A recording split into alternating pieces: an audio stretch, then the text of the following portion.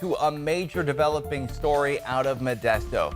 Two people were hurt in a helicopter crash at the Modesto Reservoir. Tonight, we're hearing from a fisherman who was there when the chopper crashed into the water and jumped into action to help. Witnesses called the crash in and captured the aftermath on video. ABC 10's Roxanne Elias reports from Stanislaus County tonight. Luke, that crash happened here in this location you see behind me on the west side of the reservoir. The sheriff's office says the aircraft is still submerged in the water. On a clear Saturday morning, Tyler Frey says he was out fishing in the Modesto Reservoir when a helicopter caught his attention. We could see the helicopter real low, and then you hear it, and the next second you don't. I look back at my lady, and boom!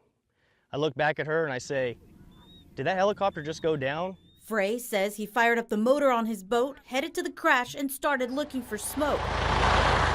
This is video he took following the crash.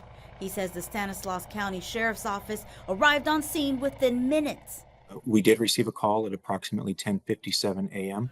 Park attendees heard and saw what appeared to be a helicopter crash land in the body of water. Resources were dispatched to include law and fire and ambulance. Frey says he also jumped into action, asking officials if he could help. And they start flagging me down. And I'm like, what did I do wrong? And he keeps flagging me down. And so I pull the trolling motor up and I start idling towards him. And he goes, can you get these two over there? And I go, yeah, dude, let's go. Pulled up right next to him. He says he took a diver and another official to the pilot and his passenger, who were both injured. They were treated at the scene and taken to a local hospital. Despite one person having major injuries, the sheriff's office says the two were able to swim to shore. Why the helicopter crashed into the Modesto Reservoir is still unknown, but the sheriff's office says they're working with the FAA and NTSB on the investigation. Unfortunately, it's difficult to identify the craft. Just because it is submerged, so all of its identifying information is still, we're waiting to confirm all those things.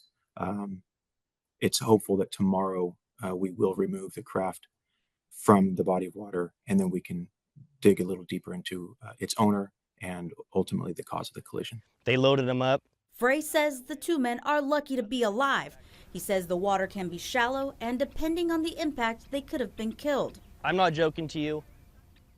If they were 10 feet to the right, 10 feet to the left, they would have been less than a foot of water on impact. And it would have been bad because it's hard bottom out there. It's not little sand, mush, mud.